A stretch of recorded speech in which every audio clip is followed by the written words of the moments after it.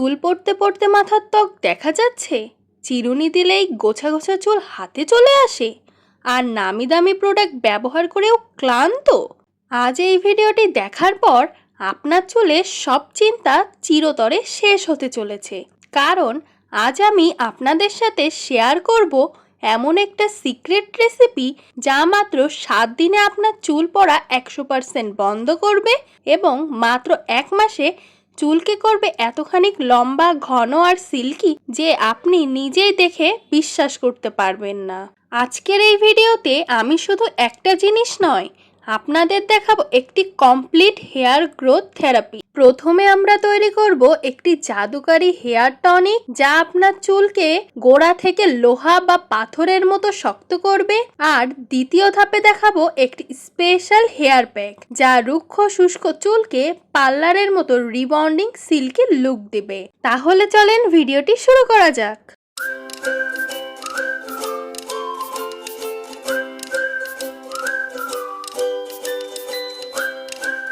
প্রথমে আমরা তৈরি করব হেয়ার টনিক, যার জন্য প্রথমে আমি নিয়ে নেব অনেকগুলো জবা ফুল। জবা ফুল আমাদের চুলের জন্য অনেক ভালো।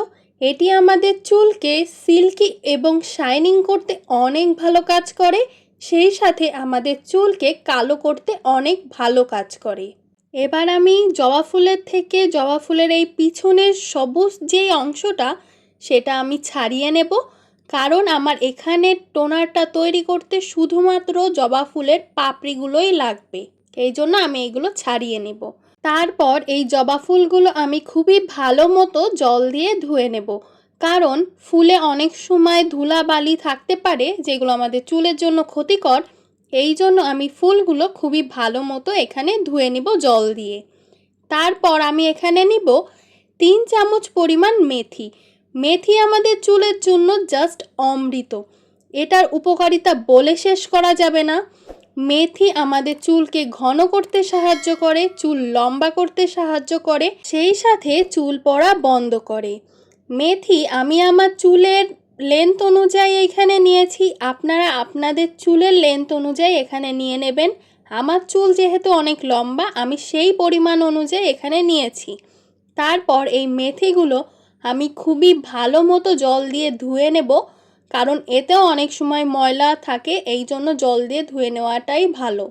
তারপর আমি একটা প্যান নিয়ে নিব, সেখানে আমি 2 কাপ পরিমাণ জল দিয়েছি, তার মধ্যে আমি জবা ফুলগুলো দিয়ে দিব এবং মেথিগুলো দিয়ে দিব। তারপর একদম কম আছে এটি আমি ফুটানো শুরু করব। এটি একদমই লো আছে আপনারা ফুটাবেন, বেশি তাপ দিলে কিন্তু এর যেই গুণাগুণ সেইগুলো একদমই নষ্ট হয়ে যাবে। একদমই ধৈর্য সহকারে 10 থেকে 15 মিনিট বা 20 মিনিট এটি আপনারা ফুটিয়ে নেবেন, একদম অল্প আঁচে, বেশি আঁচ দিবেন না।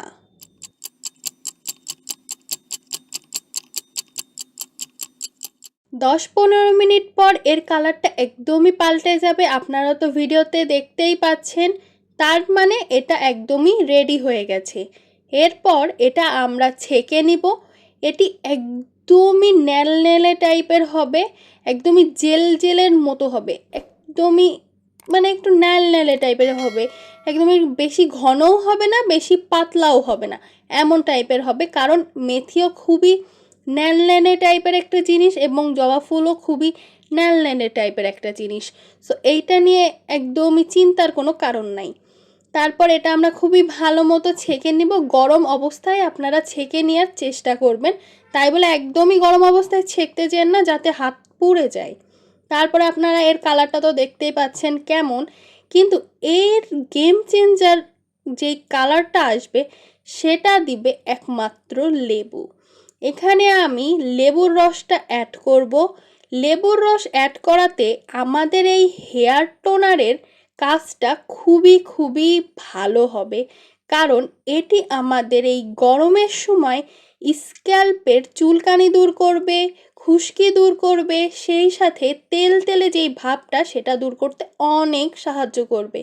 এবং এটা ব্যবহার করার পর আপনারা দেখতেই পাচ্ছেন সিরামের কালারটা বা হেয়ার টোনারের কালারটা একদমই চেঞ্জ হয়ে গেছে, আপনারা দেখতেই পাচ্ছেন।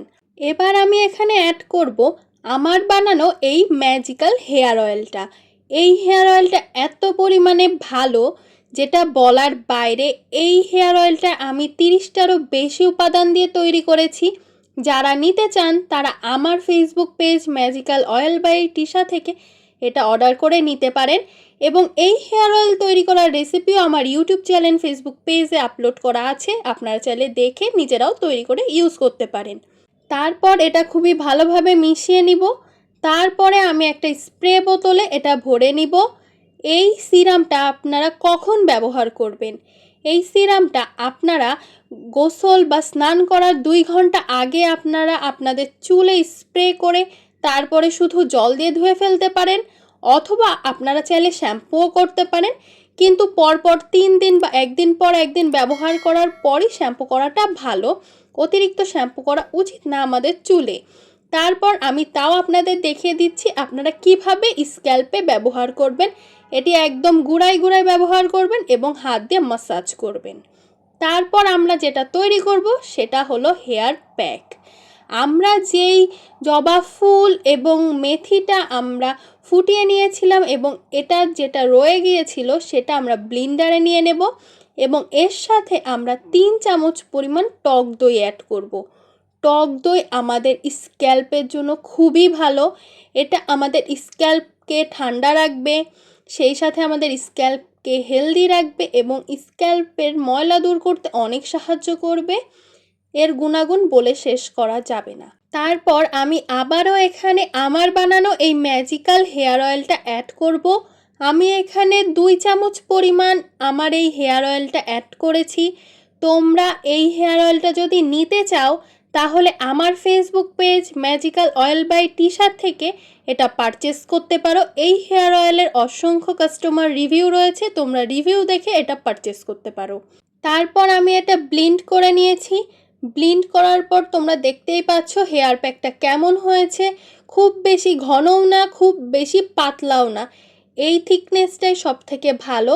আমার কাছে এটাই ভালো মনে হয়। তোমাদের কাছে যদি মনে হয় যে না আরেকটু জল দিয়ে পাতলা করে নিবে, তোমরা চাইলে করে নিতে পারো, বাট এই থিকনেসটাই সব থেকে ভালো। আমাদের এই হেয়ার প্যাকটি একদমই রেডি। এই হেয়ার প্যাক তোমরা সপ্তাহে একবার ব্যবহার করবে।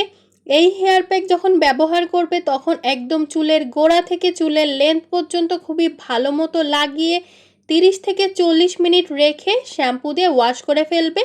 এরপরে তোমরা কন্ডিশনার লাগাতেও পারো, নাও লাগাতে পারো, কারণ এই হেয়ার প্যাকটাই তোমাদের চুলে শাইন এনে দিবে। এবং আমি তোমাদের রেজাল্ট দেখিয়ে দিচ্ছি। তাহলে কে কে ট্রাই করবে অবশ্যই কমেন্ট করে জানাবে। লাইক সাবস্ক্রাইব করতে একদমই ভুলবে না।